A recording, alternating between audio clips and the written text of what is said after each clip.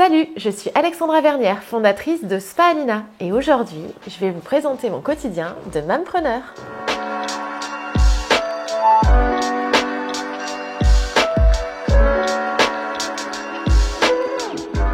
Je m'appelle Alexandra Vernière et je suis la gérante de Spa Alina.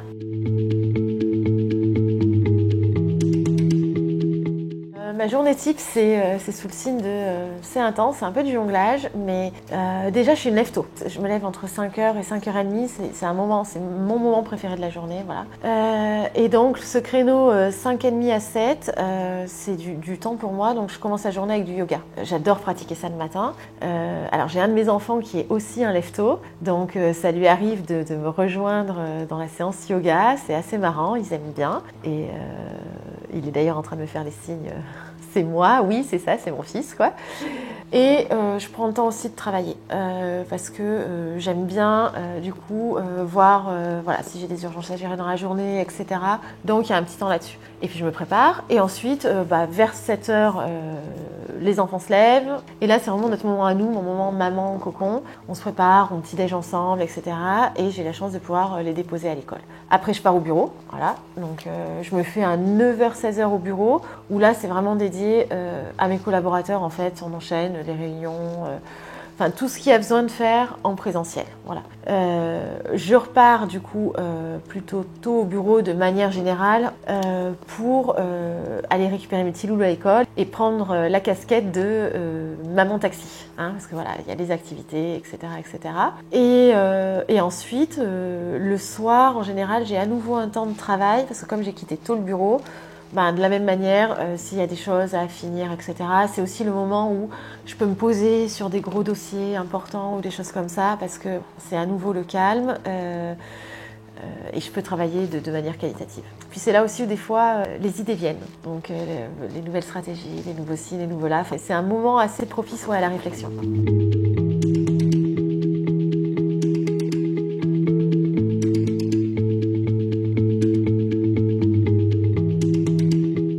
Je viens d'une famille d'entrepreneurs, donc naturellement, voilà, il y avait, je pense, il y avait la fibre familiale.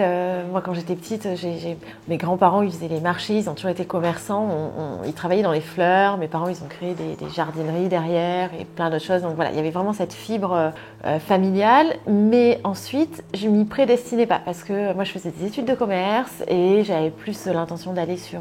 J'étais censée partir dans des grands groupes. Enfin voilà, à l'époque, j'étais en stage dans un gros groupe automobile plutôt sympa et j'avais prévu d'y travailler. Quoi. Et puis, boum, gros coup de cœur pour un Italien qui était expatrié en Chine et du coup, j'ai un peu tout quitté pour partir.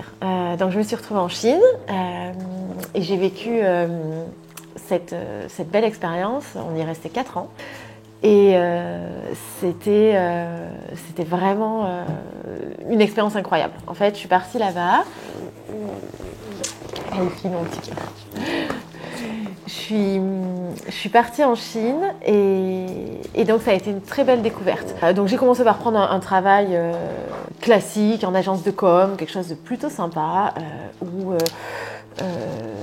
à ce moment-là, il y avait beaucoup d'organisations de soirées de luxe dans des bars et tout ça, donc bien. Et je me suis fait plein de potes, en fait, plein de connaissances, parce que voilà, en tant qu'expat, ça resserre tout de suite les communautés des étrangers et ça aide à faire des multiples connaissances. Et là-bas, il y avait cette fièvre d'entrepreneur. Voilà, en France, c'était difficile. Enfin voilà, il fallait quand même avoir un soutien, c'était compliqué. Alors que là-bas, grosso modo, vous aviez 500 € en poche, vous alliez à Hong Kong, vous pouviez ouvrir une entreprise et en fait une idée et ça suffisait à ouvrir une entreprise. On n'était pas obligé d'ouvrir des grandes entreprises. Donc j'avais un ami. Il était passionné de sidecar, Tom, et en fait, il avait acheté une moto en Mongolie ou récupéré une moto, puis il s'est mis à balader les touristes. Et d'un coup, je crois qu'il avait dû aller chercher 8 ou 10 sidecars parce qu'il avait tellement de demandes de réservation. Enfin, voilà. Et l'entreprise existe toujours. Hein. Et après, il s'est exporté dans plein d'autres pays. Donc, voilà. Et des exemples comme ça, il y en avait plein. Donc, à un moment, je me suis dit, pourquoi pas moi? Parce que finalement...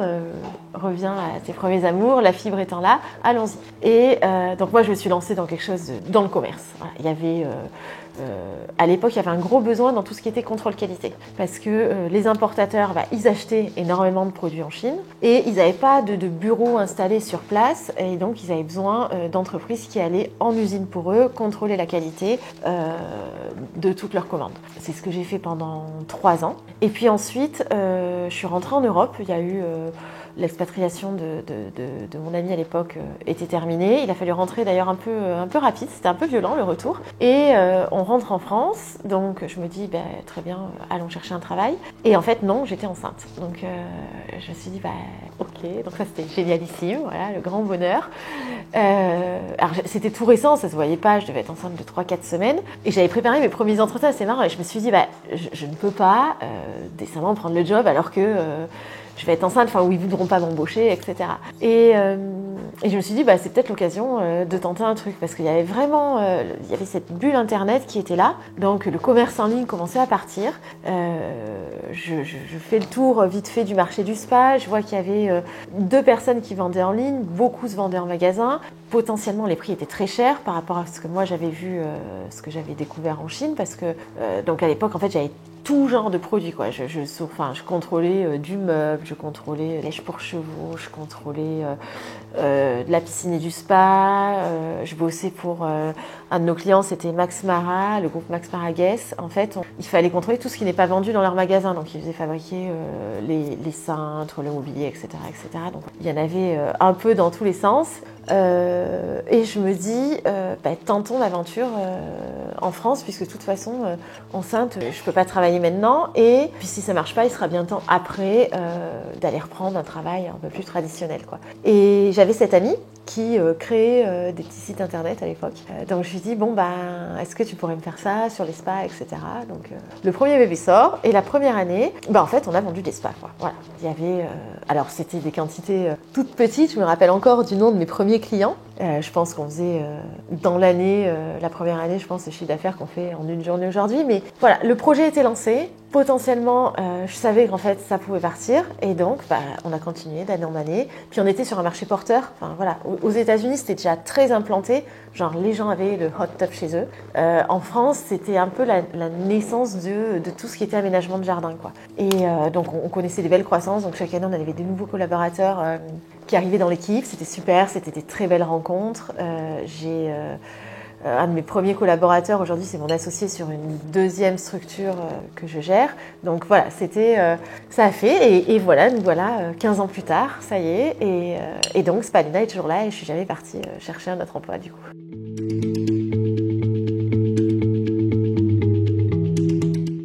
Donc c'est beaucoup de pression et je me posais toujours 1000 questions. Voilà. Et en fait, je me posais surtout 2 questions clés. C'était est-ce que je suis une bonne maman et est-ce que je suis une bonne chef d'entreprise ? Et donc c'était parce que j'aime bien faire les choses, j'aime très très bien faire les choses. J'ai beaucoup d'exigences envers moi-même et j'avais envie d'être fière de moi, de ce que j'allais accomplir. Et donc au début, voilà, comme j'ai fait naître Spalina en même temps que j'ai fait naître mon premier enfant, il y avait tout qui arrivait en même temps. Donc c'était, va falloir tenir sur les 2 fronts. Et je pense que l'avantage de la quarantaine, voilà, on dit toujours que c'est ça y est, on se pose. Maintenant, c'est la même chose. Je veux toujours aussi bien faire les choses. J'ai toujours envie d'être fière de moi, mais en version un peu plus relax, quoi. Je me dis, c'est ok, voilà. Peace, Alex. On ne peut pas être parfaite tout le temps, mais ouais, je suis une bonne maman et oui, je suis une bonne chef d'entreprise parce que sinon, après 15 ans, en fait, j'aurais plus mes collaborateurs ou Spalina ne serait plus là. Et donc voilà. Et donc j'essaye de prendre le meilleur des deux et je me considère ultra chanceuse parce que j'ai la chance d'être super bien entourée, quoi. J'ai une famille au top. Mon frère travaille beaucoup avec moi. J'ai mes parents en support.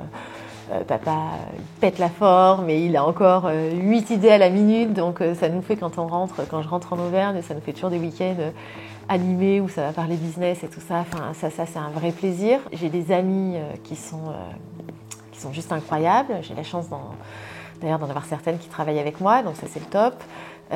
Je suis très très entourée. Voilà, j'ai mes enfants, mon chéri et tout, et ça c'est top. Et puis les enfants sont habitués en fait à ça, donc ils sont hyper flexibles là-dedans aussi.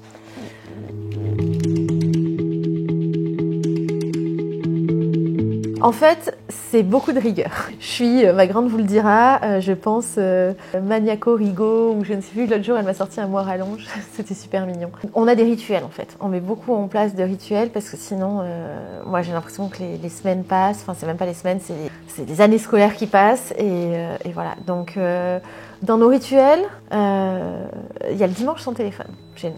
Donc c'est un vrai défi. C'est d'abord un défi pour moi parce que on est quand même ultra, enfin voilà, on est ultra connectés et encore plus au travail. Puis il y a ce côté à la fin où des fois, c'est un peu comme si j'avais l'impression que le monde ne peut pas tourner sans moi, donc je ne peux pas me déconnecter pendant 12 heures parce qu'on ne sait pas ce qui pourrait se passer. Et en même temps, je me dis, c'est bon, je ne suis pas médecin urgentiste, donc il n'y a pas de drame en fait qui peuvent se passer. Donc ce dimanche sans téléphone, c'est vraiment une tradition. Et de là ressort, déjà on s'ennuie. Enfin, j'entends les enfants qui disent, oh, on s'ennuie. Donc c'est pas de téléphone, pas d'écran, enfin rien du tout quoi. Et finalement, à la fin, on se remet à faire plus de balades, des jeux de société. Enfin, c'est une journée où il se passe plein de choses en fait. Rien d'exceptionnel ou quoi que ce soit, mais juste le fait que naturellement en fait, tout le monde revient quoi. Parce que si chacun a son écran, son ci, son là, en fait, on vit tous de leur côté. Donc c'est vraiment notre journée où on apprend plein de trucs, ça gossip, etc.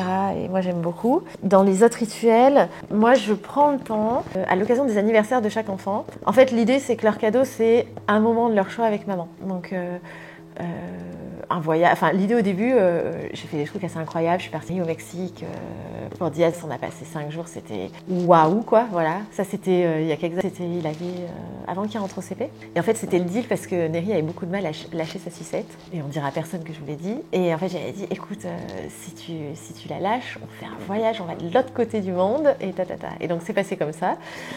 Mais sinon, par exemple, Allegra, ça demande cette année, qui fêtait ses 6 ans, qu'est-ce que tu veux? McDo. Ok, bon, on a pris le temps de faire un très long McDo et voilà. Mais ma grande, elle a demandé un spa, digne héritière de maman. On est parti à Tours, on est parti le samedi, on est rentré le dimanche, mais on s'est fait un 30 heures hyper cosy, toutes les deux. Donc c'est aussi, voilà, je pense que maman de famille nombreuse, j'ai beaucoup d'amis qui font ça. Des fois, on a aussi besoin de splitter parce que sinon, c'est tout le temps speak repas et week-end, c'est très animé. D'ailleurs, ça, c'est un rituel aussi. On fait les repas sans téléphone. Comme ça fait que ça s'engueule. Toi, tu parles trop. Toi, tu m'as coupé la parole, etc. Mais au moins, il y a de la vie, quoi.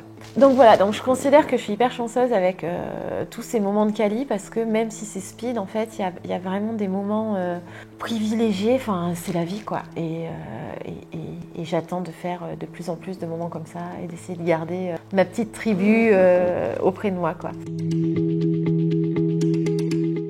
Dans les anecdotes marquantes, il y a une dizaine d'années, donc ma grande, elle avait 4 ans, donc je travaillais encore beaucoup de la maison et elle m'entendait tout le temps parce que le téléphone sonnait, Spalina bonjour, oui, dites-moi, quel spa vous intéresse. Et donc on était dans le salon, elle jouait, et puis je pars aux toilettes, et là j'entends le téléphone sonner, donc je me dis bon, je me dépêche, histoire d'aller répondre, mais je peux avoir 3-4 sonneries devant moi, et là j'entends ma petite louloute, Spalina bonjour, vous voulez un jacuzzi? Et donc je suis ressortie des toilettes, je n'étais même pas habillée pour reprendre le téléphone parce que je me suis dit oh là là. Et en fait j'entends la personne, c'était une femme au téléphone qui dit oui c'est parce que voilà j'ai vu le spa Bornéo sur votre site internet. Et en fait elle n'avait pas tilté que c'était une enfant qui lui avait répondu, enfin c'était super mignon. Et il y en a une autre qui était super mignon aussi, là c'est tape ta honte avec tes enfants. En fait j'avais une interview avec un journaliste là, il n'y a pas très longtemps. Et donc j'étais avec les enfants, donc pareil, parce que finalement, je mélangeais un peu tout, ça tombait comme ça. Et donc il y a le journaliste qui me dit, genre une question hyper sérieuse. Comment intégrez-vous votre spa dans votre routine? Utilisez-vous souvent? Parce que vous avez un spa chez vous, etc., etc. Et donc moi, qu'est-ce que je fais? Une réponse très politiquement correcte. Oh oui, je l'utilise tous les jours, mon spa. Et là, j'ai Néry à côté qui dit, bah pas du tout, maman, il est cassé depuis 6 mois et tu l'as toujours pas réparé, quoi. Et donc, oui, c'est vrai, parce que les cordonniers étant les plus mal chaussés, en effet, j'avais pas eu le temps de faire réparer le spa, puis je m'étais dit, c'est bon, c'est l'hiver, c'est pas grave, ça peut attendre, et donc voilà. Donc là, c'est le printemps, donc là, il faut que je le remette en route, clairement, parce que sinon, les enfants vont faire la misère, parce qu'ils adorent se baigner, mais c'était assez drôle. Voilà, ça s'est terminé comme ça. Je pense que ça impacte tout. parce qu'en plus j'ai l'impression d'avoir accouché et de mon bébé Spalina et de mon premier enfant en même temps. Donc j'ai un management très maternel. Est-ce que ça facilite la vie de mes collaborateurs? Pas forcément, parce qu'en fait j'ai le côté typique de la maman qui est très aimante mais très exigeante. Donc ça fait que oui, c'est vraiment un management. Alors ça reste très familial, j'aime le côté... j'ai eu ça pendant... très longtemps, donc c'est mon entreprise, ma deuxième famille, voilà. Mais après, ça a l'impact sur l'envie de bien faire les choses. Je suis pas Mère Teresa, je suis très ambitieuse, j'aime l'idée d'avoir construit quelque chose, mais j'ai une vraie obsession sur le service client. Et je pense que ça me vient de mon enfance en fait, parce que déjà à l'époque sur les marchés avec mon grand-père, je me rappelle toujours qu'il disait que toutes les mamies devaient être super contentes parce que comme ça elle le disait à ses copines, va donc prendre les géraniums à ce stand-là quoi. Donc il y avait et puis aussi je pense l'envie de dormir sereinement le soir, à savoir j'ai pas vendu des mauvais produits. Aujourd'hui il y a tellement d'arnaques. Donc moi je veux quelque chose qui soit bien, qualitatif. Que tous mes collaborateurs traitent super bien mes clients, enfin voilà, c'est la base, et qu'on apporte beaucoup de satisfaction parce que voilà, après derrière, c'est des bonnes réputations et c'est être en phase avec soi-même quoi. Au niveau de mes rituels de bien-être, donc déjà j'ai mon yoga tous les matins. J'avais découvert une appli il y a quelques années qui s'appelle Asana Rebelle et j'avais ultra accroché avec ça. Donc je me mets ça. Ça c'est mon premier rituel. J'aimerais que ce soit tous les jours. Bon, c'est pas tous les jours, mais grosso modo, à minima un jour sur deux, ça va, ça le fait. Et ensuite, dans mes rituels bien-être, j'ai Lily qui me fait tous les mois, vient à la maison, donc ça c'est grand luxe, me faire un soin qui ressemble un peu, qui est inspiré du Covido. Et qui est absolument incroyable. Donc c'est 1h30 de... voilà. Je me mets dans la chambre d'amis, elle arrive, elle m'installe et c'est 1h30 de bonheur. Et ensuite, dans mes autres rituels bien-être,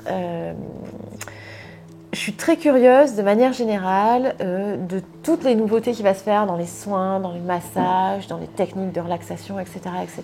À l'époque où j'habitais en Chine, j'en ai découvert plein.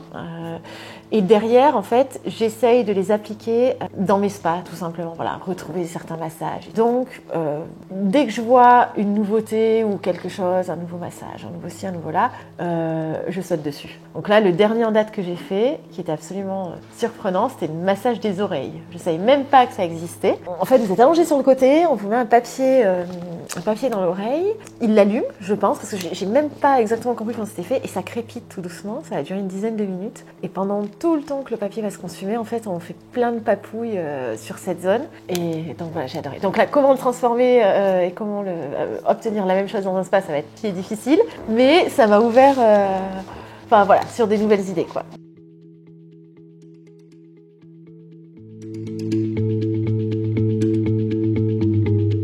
Ça me rappelle du coup l'anecdote de tout à l'heure quand j'ai mon journaliste qui me dit donc comment intégrez-vous vos spas dans votre routine Oui, j'intègre. Non, en fait, il est cassé, comme avait dit Néry. Si je dois être tout à fait honnête, moi je m'y baigne pas beaucoup. Parce que, en fait, j'ai l'impression, si je dois aller prendre si je me mets dans mon jacuzzi et que j'essaye de me relaxer, je vais me relaxer un peu autrement parce que sinon j'ai l'impression de continuer de travailler. Parce que, en fait, ce qui se passe, c'est que à Spalina, moi, on dessine tous nos spas. Et donc, pour dessiner un spa, ça passe par, faut faire le moule. Et se dire quel genre d'ergonomie j'ai envie, est-ce que je veux être très très lounge, est-ce que je veux être, au contraire je veux être super droit, etc. Comment j'ai envie de placer mes jambes.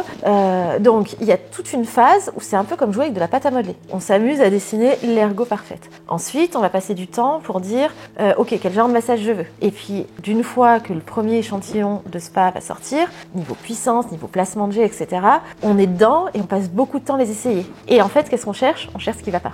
Donc on dit comment on pourrait améliorer ici, comment améliorer là et tout. Donc du coup, si je finis dans mon spa, toute l'histoire d'avant, donc je sais qu'il est très abouti niveau massage, mais par contre, je suis encore en train de penser, tiens, et si je pouvais améliorer ci ou améliorer ça. Donc j'y vais et j'en profite. Moi, à la maison, j'ai de la chance, j'ai un spa et un spa de nage, voilà. Donc j'y vais et je profite beaucoup du spa de nage avec les enfants parce que ils adorent ça, quoi. Voilà, c'est vraiment le lieu de convivialité par excellence. Donc on joue beaucoup, etc. L'hiver, ils adorent se poser dans le jacuzzi. En plus, ça les relaxe sur des grosses journées de pluie. Mais c'est vrai que moi, j'y vais pour leur faire plaisir. Mais sinon, voilà, j'ai l'impression que j'ai ramené encore plus le travail à la maison. Et donc, j'ai plutôt choisir sur des relaxations, comme je vous disais tout à l'heure, d'aller sur des soins un peu différents. Et comme ça, j'ai vraiment l'impression de faire un break. Qu'est-ce que je vais dire aux mamans qui veulent prendre soin d'elles et qui ont une vie super active, comme nombreuses personnes au jour d'aujourd'hui? Je vais leur dire, achetez un spa, voilà. Comme ça vous serez super bien, tout va bien, etc. Non, plus sérieusement, moi je sais que ce qui m'a aidée, en fait, c'est d'arrêter de culpabiliser tout le temps. Et de s'accorder du temps pour faire tout et n'importe quoi ce qu'on a envie. Mais moi j'avais ce côté où avant, en plus, je séparais les choses, je m'explique. Je faisais, quand j'étais avec les enfants, je me disais, il faut que je sois vraiment avec les enfants. Et du coup, il fallait que je trouve des moments où ils soient à l'école ou qu'ils dormaient ou autre pour faire les courses. Je m'imposais un rythme de vie parce que je voulais essayer d'être parfaite sur tous les fronts. Et à un moment, c'est too much, quoi. Enfin, clairement, quand la troisième elle est arrivée, j'ai dit, j'y arrive plus. Et donc, j'ai déculpabilisé complet et je me suis dit, en fait, l'important, c'est de pouvoir faire des choses ensemble et qu'à un moment, moi aussi, j'ai des choses que je fais qui me plaisent. Donc, pas forcément toutes les semaines, mais j'ai mes temps avec mes copines. Maintenant, alors j'étais madame anti-écran pour les enfants. Et puis, maintenant, des fois, si je suis fatiguée, en fait, et que j'ai besoin de m'accorder 20 minutes de sieste et que les enfants, ils regardent Gulli ou qu'ils sont en train de faire un Mario Kart, je me dis, c'est OK. Les courses, c'est devenu un moment où, finalement, je les fais les week-ends avec eux. Et c'est devenu un vrai moment de convivialité où, du coup, on s'engueule parce que non, ils peuvent pas prendre 8000 paquets de bonbons, etc., etc. Et que tout ce qui est vert, ils détestent, mais il faut quand même le mettre dans le caddie. Mais voilà, on y arrive. Et pour moi, pour moi, le point clé, c'est ça. On ne peut pas être parfaite, on ne peut pas être des mamans parfaites. Moi, il y a plein de fois où ma maison, elle n'est pas super bien rangée. Et ça aussi, j'en ai fait c'est OK, quoi. Parce que finalement, c'est peut-être mieux de se poser sur le canapé, d'aller se lire une histoire, de bouquiner un moment. Et tant pis si c'est un peu le bordel, quoi. Voilà, je dirais déculpabilisons-nous, déculpabilisez-vous. Et avec ça, déjà, on est beaucoup plus relax, bien de meilleure humeur et tout va bien, quoi.